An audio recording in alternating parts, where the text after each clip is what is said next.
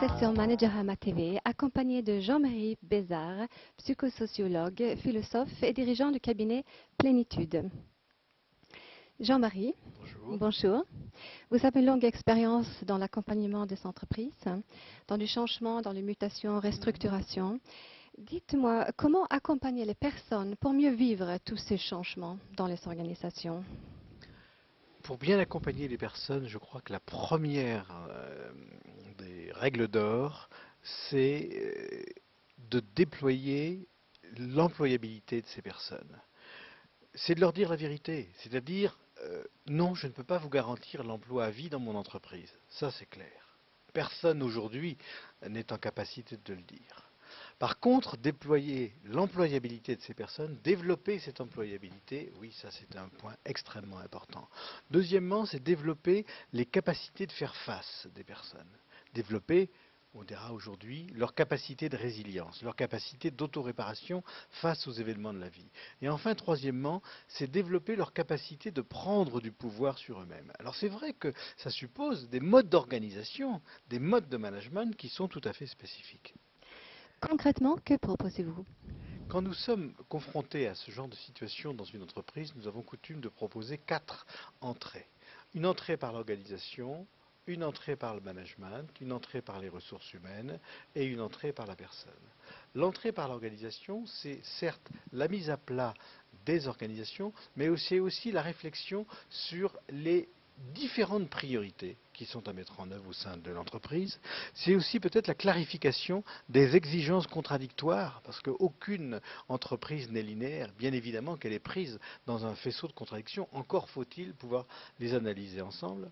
L'entrée par le management, c'est définir quelles sont les compétences, quelles sont les attitudes clés dont il faut pouvoir faire preuve à cet instant T, quel changement dans l'entreprise. Ça, c'est extrêmement important parce que les entreprises ont à leur disposition des référentiels de compétences qui sont souvent très génériques, mais au moment du changement, on s'aperçoit qu'on n'en a pas les quelques items clés qui sont utiles pour passer le cap. L'entrée par les ressources humaines, c'est se dire qu'au-delà de la gestion, j'allais dire, administrative des personnels, faut-il encore mettre en place des dispositifs d'écoute, des dispositifs d'accompagnement. J'irais même jusqu'à suggérer qu'on puisse distinguer dans l'entreprise ce qu'il en est du management, et donc du court terme, d'un accompagnement beaucoup plus à long terme. C'est-à-dire que des cadres en lien avec les ressources humaines, pourraient très bien accompagner dans la durée, 5, 10 ans, la carrière des personnes dans l'entreprise de façon à avoir un double référent. Et enfin, l'entrée par la personne. L'entrée par la personne, c'est face au stress, l'optimisation du potentiel. Je préférerais d'ailleurs parler plutôt que de gestion du stress, d'optimisation du potentiel des personnes. Je parlais tout à l'heure de développement des capacités d'autoréparation, c'est bien à cela que je fais référence, à l'entraînement des différentes techniques d'optimisation de potentiel. Et dans le changement, dans un contexte multinational avec la dimension interculturelle, est-ce que c'est bien réaliste de mettre en place tous ces dispositifs? Alors, non seulement c'est réaliste, mais je dirais que c'est strictement indispensable.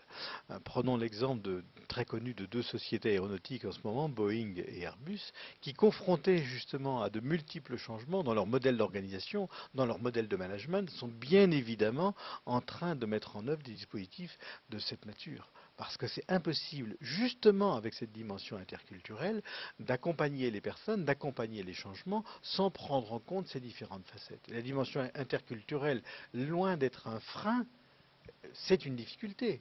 Mais je dirais que loin d'être un frein pour empêcher de le faire, c'est au contraire un impératif de le réaliser. Mille merci, Jean-Marie Bézard. À bientôt. Au revoir.